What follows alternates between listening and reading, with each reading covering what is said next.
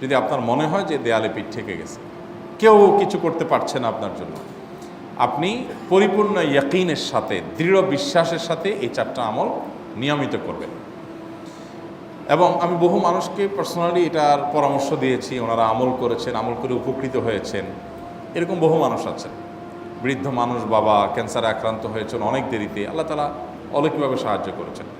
হ্যাঁ, কখনো যদি আল্লাহ তাআলা এই আমলগুলো করার পরও আমার বিপদ দূর না করেন, তাহলে হয় আমার আমলের মধ্যে কোনো ত্রুটি ছিল, অথবা আমার এই বিপদ দূর না হওয়ার মধ্যে আমার জন্য কোনো কল্যাণ নিহিত ছিল।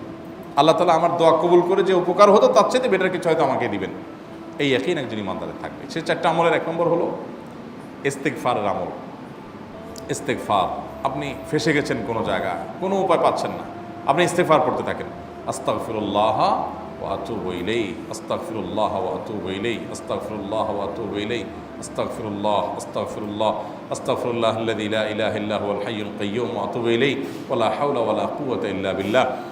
আল্লাহুম্মা আনতা রাব্বী লা ইলাহা ইল্লা আনতা খালাকতানি ওয়া আনা আবদুকা ওয়া আনা আলা আহদিকা ওয়া ওয়া'দিকা মাস্তাতা'তু আউযু বিকা মিন শাররি মা সানা'তু আবুউ লাকা বিনি'মাতিকা আলাইয়া ওয়া আবুউ লাকা বিযামবি ফাগফির লি ফাইন্নাহু লা ইয়াগফিরুয যুনুবা ইল্লা আনতা। সাইয়্যিদুল ইস্তিগফার। এভাবে যে কোনো ইস্তেগফার করতে থাকেন, আপনি বেশি বেশি করে আল্লাহর কাছে ইস্তেগফার, ক্ষমা প্রার্থনা করতে থাকেন, খুব বেশি। আপনার 2 ঠোঁটে অনবরত আপনি চাইতে থাকেন আল্লাহর কাছে ক্ষমা।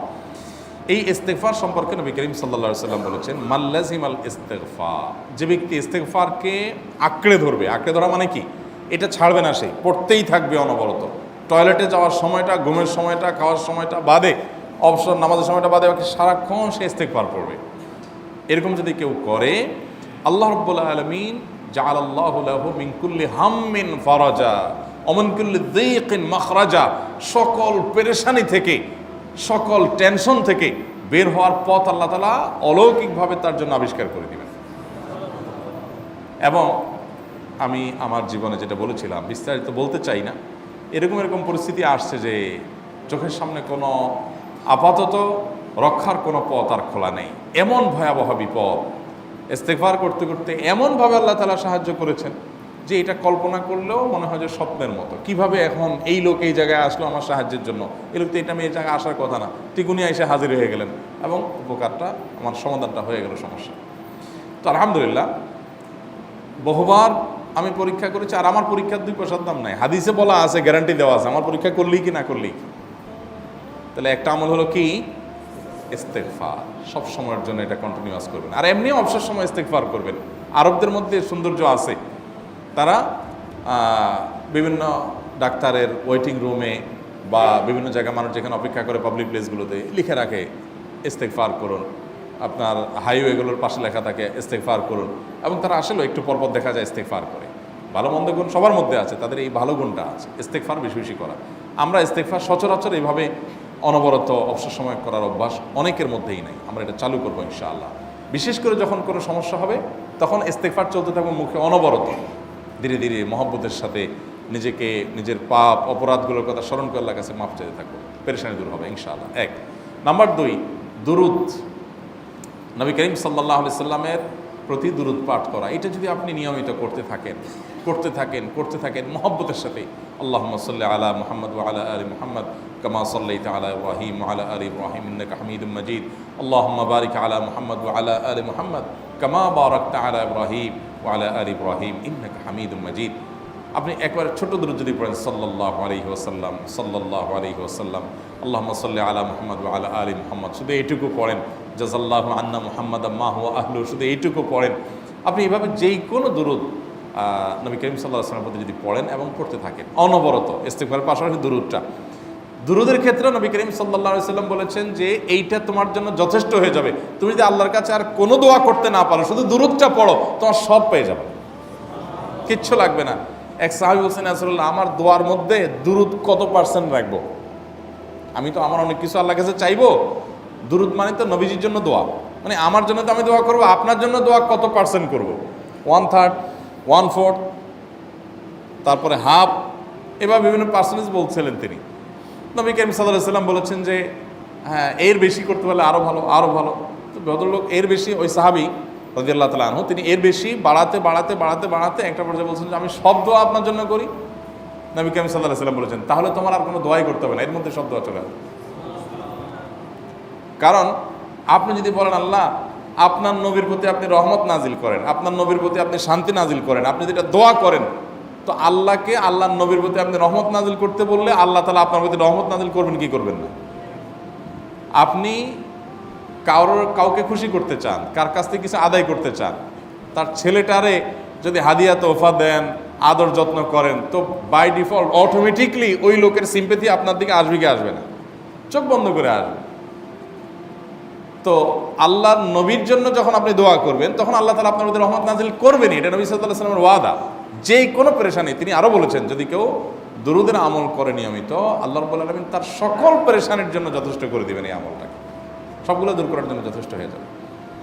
এই দুরূদের আমলটা আমি দেখেছি সুবহানাল্লাহ গুলির মতো কাজ করে। আজকের ঘটনা, এক ভদ্রলোক সকালে একটা টেলিভিশন চ্যানেলে, বেসরকারি চ্যানেলে প্রোগ্রাম শেষ করে নামছিলাম লিফটে, তো উপস্থাপক উনি বলছিলেন যে ভাই মানে দুরূদের আমল পড়ে আমি কিছুদিন আগে একটা ইয়াতে মানে এমন একটা অবস্থা যে এইটা থেকে বের হওয়ার কোনো পথ আর নাই, শুরু করলাম দুরূদ অনবরত, এরপরে আল্লাহ তাআলা আমাকে এমনভাবে উদ্ধার করলেন আমি কল্পনা করতে পারিনি। আলহামদুলিল্লাহ এই আমলগুলো করে অনেক ভাইরা আমাকে অভিজ্ঞতা জানাইছেন যে আলহামদুলিল্লাহ তাদের অভিজ্ঞতা অলৌকিক। হ্যাঁ, ওই যে বললাম কখনো যদি আল্লাহ তাআলা আপনার দোয়া কবুল না করেন তাহলে হয় আমার ত্রুটি আছে, আর না হলে আমার জন্য আল্লাহ তাআলা এর চেয়ে বেটার কিছু রেখেছেন, আমি সেই ইয়াকিন রাখবো ইনশাআল্লাহ বিইذنিল্লাহ।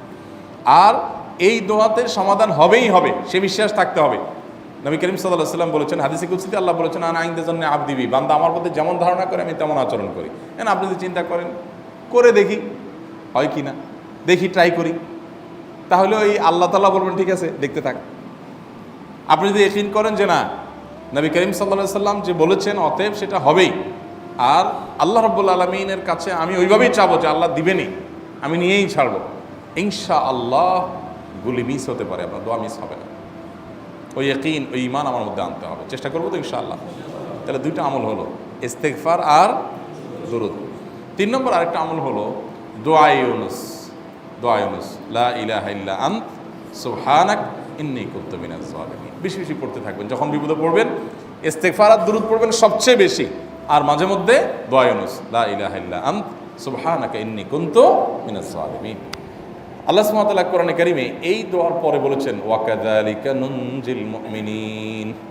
এই দোয়া পাঠ করার মাধ্যমে ইউনুস আলাইহিস সালামকে পৃথিবীর ইতিহাসের সবচেয়ে অলৌকিক ঘটনা, সকল সায়েন্স, সকল আপনার বিজ্ঞানের তত্ত্ব সবগুলোকে আপনার সবগুলোর বিপরীতে বা সবগুলোকে আপনার ভুল প্রমাণ করে দিয়ে ওই জায়গাটার জন্য আল্লাহ তাআলা ইউনুস আলাইহিসকে মাছের পেটে ঢোকার পর সেখান থেকে আবার জীবিত রেখে বের করেছেন।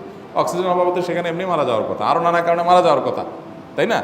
কিন্তু আল্লাহ তাআলা তাকে রক্ষা করেছেন, কারণ উনি ওই বিপদে পড়ার পর থেকে এইটা পড়তেছিলেন, লা ইলাহা ইল্লা আনতা সুবহানাকা ইন্নী কুনতু মিনাজ জালিমিন।